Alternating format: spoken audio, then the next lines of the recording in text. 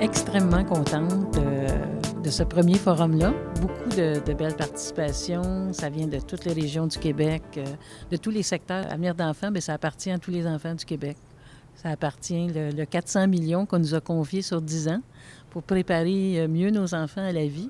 Et nous, on est là, dans le fond, pour donner un coup de pouce. On est là, comme un levier de plus, comme je dis aux gens. Alors, je leur dis toujours, utilisez-nous. Ce dont je suis très, très, très contente, c'est le climat de confiance qui est là.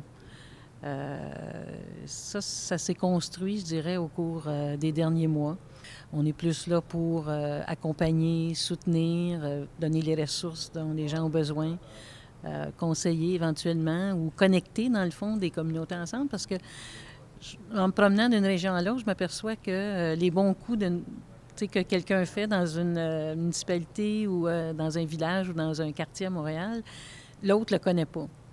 Alors, une des missions qu'on s'est données aussi, c'est de faire circuler toutes ces expériences-là. Puis aujourd'hui, là, dans les 2 derniers jours du forum, c'est ça que ça a permis de faire, là. Puis j'espère qu'on va être capable de garder cette énergie-là là, au cours des 10 prochaines années, dans le fond. Puis que ça soit quelque chose qui commence, là, puis qui grossit au fur et à mesure. Beaucoup, beaucoup de capacité de s'écouter, de travailler ensemble, de se concerter et tout ça, beaucoup plus que, je dirais, il y a 20 ans. Là.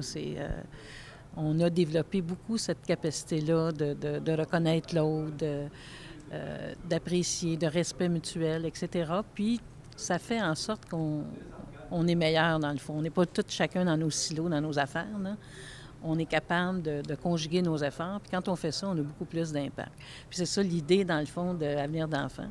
C'est d'aider à créer cette synergie-là, de soutenir cette synergie-là pour que l'action de chacun ait plus d'impact pour les enfants du Québec. Dans 10 ans, qu'est-ce que vous aimeriez qu'il ait changé? Bien, j'aimerais ça qu'il n'y ait pas d'enfants qui soient laissés en 2 chaises. J'aimerais ça qu'on n'en ait pas oublié, que ceux qui ont moins accès à des ressources, pour toutes sortes de raisons, parce que leurs parents ont moins de ressources financières, parce qu'ils ont des problèmes de transport, etc., que ceux-là, on a réussi à les rejoindre, puis à leur donner accès aux ressources auxquelles ils ont droit, et qu'on ait pu donner à leurs parents et à eux l'accompagnement nécessaire pour qu'ils arrivent à l'école bien équipés, puis pas juste pour réussir au scolaire, mais bien plus que ça, pour réussir dans la vie en général, sur tout leur parcours de vie.